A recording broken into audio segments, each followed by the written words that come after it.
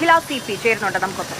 അഖില, നേരത്തെ മാങ്കാവിലെ ഒരു കെട്ടിടം തകർന്നു വീണതിന്റെ ദൃശ്യങ്ങൾ കോഴിക്കോട്ട് നിന്ന് കണ്ടതാണ്. അതിനൊപ്പം തന്നെ കിഡ്സൺ കോർണറിൽ നമ്മുടെ മാനാഞ്ചിറയ്ക്ക് അടുത്ത് മിഠായി തെരുവിന് അടുത്ത് അവിടെ അപകടകരമായ തരത്തിൽ വെള്ളക്കെട്ട് ഉയരുന്നതിന്റെ ദൃശ്യങ്ങൾ നമ്മൾ കണ്ടതാണ്. ഇപ്പോൾ അഖില ഉള്ളത് എവിടെയാണ്? കോഴിക്കോട് നഗരത്തിന്റെ ഒരു പൊതുസ്ഥിതി എന്താണ്? നഗരത്തിന് പുറത്ത് ഇപ്പോൾ ഈ മലയോര മേഖലയിൽ എന്തെങ്കിലും സവിശേഷമായ അപകട സാഹചര്യമുണ്ടോ?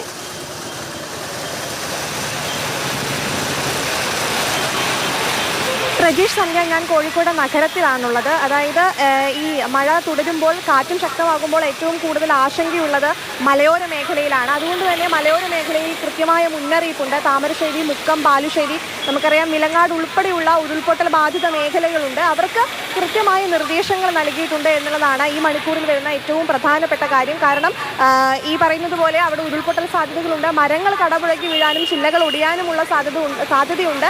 അതുകൊണ്ട് തന്നെ അവിടുത്തെ പ്രദേശവാസികൾക്കെല്ലാം കൃത്യമായ നിർദ്ദേശം നൽകിയിട്ടുണ്ട്. ഒരുപക്ഷെ ക്യാമ്പുകളിലേക്കോ മറ്റ് വീടുകളിലേക്കൊക്കെ മാറി താമസിക്കാനുള്ള ഒരു കൃത്യമായ മുന്നറിയിപ്പ് അവർക്ക് ഇതിനോടകം തന്നെ നൽകിയിട്ടുണ്ട്.